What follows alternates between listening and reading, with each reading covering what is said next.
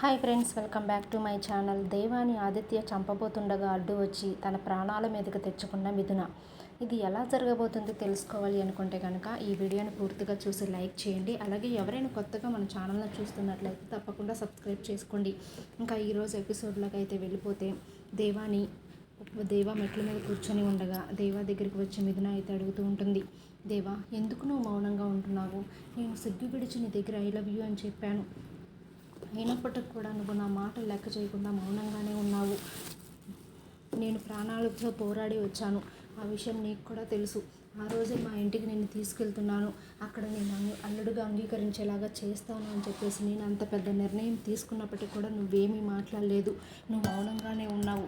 దయచేసి నన్ను వదిలించుకోవాలని నువ్వేమైనా అనుకుంటున్నావేమో నాకు భయంగా ఉంది. ఎందుకంటే అలాంటిదే జరిగితే నేనైతే తట్టుకోలేను. నేను ప్రాణాలతో ఉండలేను. నువ్వైతే నన్ను వదిలించుకోవాలని చూడడం లేదు కదా, మరి ఎందుకు నువ్వు మౌనంగా ఉంటున్నావు అని చెప్పేసి క్వశ్చన్ వేస్తుంది దేవాని మిథున. దేవా అయితే ఏం మాట్లాడకుండా అక్కడ నుండి అయితే వెళ్ళిపోతాడు.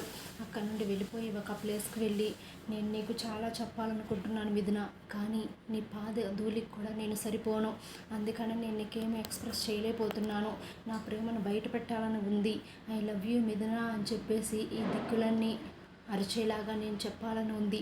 కానీ నేను నీ దగ్గర ఏమీ చెప్పలేకపోతున్నాను. ఎందుకంటే నేను నీ దగ్గర చాలా తప్పులు చేశాను కాబట్టి నేను పశ్చాత్తాపడుతున్నాను. అందుకే నేను నీకు చెప్పలేకపోతున్నాను అని తనలో తాను ఒక్కడే మాట్లాడుకుంటూ ఉంటాడు. అలా మాట్లాడుకుంటూ ఉండగా ఆదిత్య వచ్చి వింటాడు.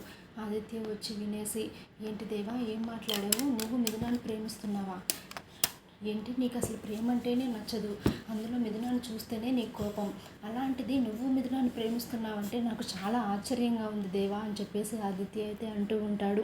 అప్పుడైతే ఇంకా దేవా చెప్తూ ఉంటాడు, అవును ఆదిత్య, నేను మిథునాన్ని ప్రేమిస్తున్నాను. బండరాయి లాంటి మనసు కలిగిన నాలో ప్రేమను సృష్టించింది మిథున ప్రేమ. ఒకప్పుడు నేను మిథునను మనిషిలాగా కూడా చూడలేదు.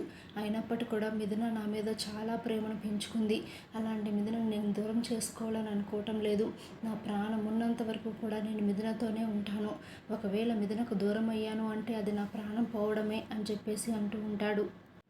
అది విన్న ఆదిత్యకి ఒక్కసారిగా షాక్ అయిపోతుంది. ఆదిత్యకి ఏం మాట్లాడాలో తెలియక అలా సైలెంట్గా అక్కడి నుంచి అయితే వెళ్ళిపోతాడు. ఈలోపు అయితే ఇంకా దేవా బండి మీద దారిలో వెళ్తూ ఉండగా అక్కడ మల్లెపూల షాప్ అయితే ఉంటుంది. ఆ మల్లెపూల షాపును చూసి దేవా ఇంకా పాతకాలంలో జరిగింది గుర్తెచ్చుకుంటూ ఉంటాడు. మిథున ఒకసారి మల్లెపూలు అడిగితే కొనకుండా వెళ్ళిపోయాను నేను, కానీ ఈరోజు నా అంతటా నేనే మల్లెపూలు మిథునకి కొనిచ్చి నాలో ఉన్న ప్రేమను వ్యక్తపరుస్తాను అని చెప్పేసి మల్లెపూలు అయితే కొనడానికి వెళ్తాడు. అక్కడికి వెళ్ళి, అమ్మ 2 మూరల మల్లెపూలు ఇవ్వా అంటే, ఏంటి బాబు, నీ భార్యకా అని చెప్పేసి పూలమ్మే ఆవిడైతే అడుగుతుంది. అవునమ్మా, నా భార్యకే మల్లెపూలు ఇవ్వా 2 మూరలు అని చెప్పేసి అంటూ ఉంటాడు దేవా. ఇంకా పూలమ్మే ఆవిడైతే, మీ ఆవిడ చాలా అదృష్టవంతురాలు బాబు. భార్యకి తిండి పెట్టినా పెట్టకపోయినా సరే సాయంత్రం ఇంటికి వెళ్ళేటప్పుడు 1 మూర మల్లెపూలు తీసుకువెళ్తే చాలు, భార్య చాలా సంతోషపడుతుంది. అలాంటి నువ్వు రోజు ఇలా మల్లెపూలు తీసుకెళ్తున్నావు. నీ రోజు ఇలా మల్లెపూలు తీసుకెళ్తున్నావు అంటే నీ భార్య అంత అదృష్టవంతురాలు అని చెప్పేసి ఆ పూలమ్మే ఆవిడ అంటూ ఉంటుంది. ఇంకా ఆదిత్య అయితే అప్పుడు మనసులో, మీ దేవ అయితే ఇంకా మనసులో అనుకుంటూ ఉంటాడు, లేదమ్మా, అదృష్టం నాది అని అనుకుంటూ ఉంటాడు. మిథున లాంటి అమ్మాయి నన్ను ప్రేమించింది. తన కాలిగోటికి కూడా సరిపోని నన్ను ప్రేమించింది. అంతే ప్రేమ నా మీద పెంచుకుంది. అందుకని చెప్పేసి అలా దేవ అనుకుంటూ ఉంటాడు. ఈలోపు అయితే ఇంకా మల్లెపూలు తీసుకొని రూమ్లోకి అయితే వెళ్తాడు. రూమ్లో అయితే మిథున ఒక్కతే కూర్చొని ఉంటుంది. కూర్చొని ఉండగా మిథున మిథున అని చెప్పేసి పిలుస్తూ ఉంటాడు. ఆ దేవా, వచ్చావా, పద నీకు భోజనం వడ్డిస్తాను, భోజనం చేద్దాం పద, ఆకలిగా ఉందేమో నీకు అని చెప్పగానే, కాదు మిథున, నీకోసం నేను ఒకటి తీసుకుని వచ్చాను అని చెప్పేసి అంటూ ఉంటాడు. ఇంకా మిథున అయితే ఆ మల్లెపూలను చూసి చాలా సంతోషపడిపోతూ ఉంటుంది. ఏంటి దేవా, నువ్వు నా కోసం మల్లెపూలు తీసుకొచ్చావా? ఇది మొక్కుబడిగా తీసుకొచ్చావా, లేదంటే నా మీద ప్రేమతో నువ్వు తీసుకొచ్చావా అని చెప్పేసి మిథున క్వశ్చన్ చేస్తూ ఉంటుంది దేవాని. ఇంకా దేవా అయితే, లేదు, నీ మీద ప్రేమతోనే తీసుకొచ్చాను మిథున, నువ్వంటే నాకు చాలా ఇష్టం, ఐ లవ్ యూ అని చెప్పేసి మిథునకు చెప్తాడు. అలా చెప్పినప్పుడు చాలా సంతోషపడిపోతూ ఉంటుంది. దేవా, నాకైతే చాలా సంతోషంగా ఉంది. నీలో ఉన్న ప్రేమని వ్యక్తపరిచినందుకు చాలా సంతోషంగా ఉంది. ఇన్నాళ్ళు అసలు నా మీద నీకు ప్రేమ ఉందో లేదో, నువ్వు చాలా మౌనంగా ఉన్నావు అని చెప్పేసి నేను అనుకున్నాను. కానీ నీ ప్రేమను ఈరోజు మల్లెపూల ద్వారా నువ్వు వ్యక్తపరిచావు. నాకైతే చాలా సంతోషంగా ఉంది అని చెప్పేసి ఇంకా మిథున అయితే చాలా సంతోషపడిపోతూ ఉంటుంది. ఇంకా ఆదిత్య అయితే ఒక చోట ఉండి ఆలోచిస్తూ ఉంటాడు. నేను ఏదో ఒకటి చెయ్యాలి, వీళ్ళిద్దరూ ఇంకా దగ్గరైపోతున్నారు, వాళ్ళని దూరం చేయాలి అని చెప్పేసి నేను ప్లాన్ చేస్తే వీళ్ళు ఇంకా దగ్గర అవుతున్నారు. ఇలా జరగకూడదు. మిథున నా భార్య, నాకు మాత్రమే భార్య, ఈ దేవాకు భార్యగా ఉండడానికి వీలు లేదు. దేవా మీద మిథునకున్న ప్రేమను నేను ఎలాగైనా చంపేసి నా వశం చేసుకోవాలి మిథునని అని చెప్పేసి అనుకుంటూ ఉంటాడు. ఇంకా ఒక పక్క అయితే శ్రీరంగం అలాగే కాంతం అయితే ఇంటి పత్రాల కోసం వాళ్ళ అమ్మ వాళ్ళ గదిలోకి అయితే వెళ్ళి ఒక్కసారిగా దొరికిపోయినంత పని అయితే చేస్తారు. ఇంకా వాళ్ళు కూడా చాలా బాధపడుతూ అలా పడుకుంటారు. ఇదిలా జరుగుతూ ఉండగా ఆదిత్య అయితే ఇంకా దేవాతో మాట్లాడుతూ ఉంటాడు. దేవా, ఏంటి మిథున అంటే నీకు ఇష్టమా అని అడిగినప్పుడు, ఆదిత్య నేను నీకు నిజంగా చెప్పాను కదా, మిథున అంటే నాకు చాలా ఇష్టం అని చెప్పేసి అంటూ ఉంటాడు దేవాతో ఆదిత్య. అప్పుడైతే ఆదిత్య, నా దేవా నీతో నేను ఒక మాట చెప్పాలి అని చెప్పేసి అంటూ ఉంటాడు. అప్పుడు దేవా అయితే, చెప్పు ఆదిత్య, ఏం చెప్పాలనుకుంటున్నావు అని చెప్పేసి అంటాడు. ఇంకా అప్పుడైతే ఆదిత్య చెప్తూ ఉంటాడు, నాకు మిథున కావాలి అని చెప్పగానే ఒక్కసారిగా దేవ షాక్ అయిపోతాడు. ఏంటి ఆదిత్య, ఏం మాట్లాడుతున్నావు నువ్వు? మిథున కావాలి అంటావేంటి? మిథున నా భార్య. ఇప్పుడు మిథున నేను వదులుకోవడానికి ఇష్టపడట్లేదు. నా ప్రాణం ఉన్నంత వరకు కూడా నేను మిథునతోనే ఉంటాను అని చెప్పేసి నీకు ఆల్రెడీ చెప్పాను. అలా చెప్పినప్పటికి కూడా నువ్వు మళ్ళీ మిథున కావాలంటావేంటి?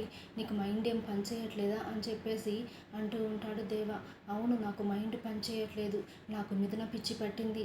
ఈ మిథున పిచ్చి పోవాలి అంటే కనుక నేను మిథునని పెళ్లి చేసుకోవాలి.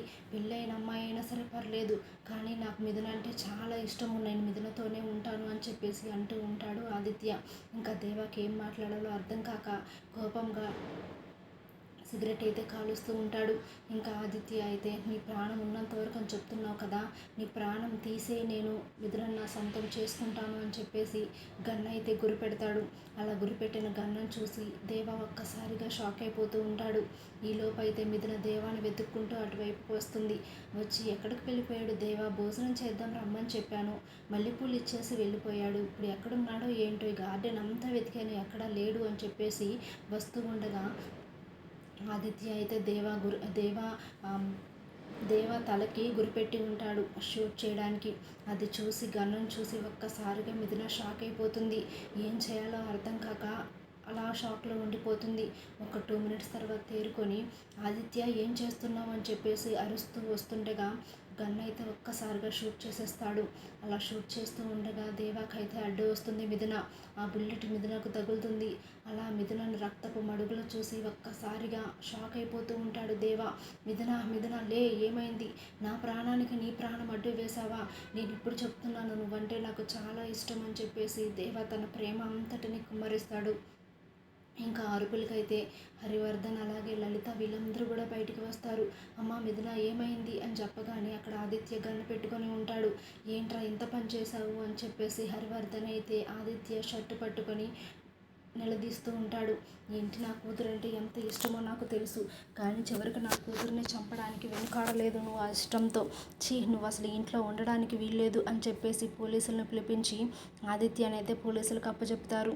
ఇంకా హాస్పిటల్కి అయితే మిథునాని తన భుజం మీద వేసుకొని తీసుకెళ్తూ ఉండగా హరివర్ధన్ అయితే చాలా షాక్ అయిపోతూ ఏడుస్తూ ఉంటారు.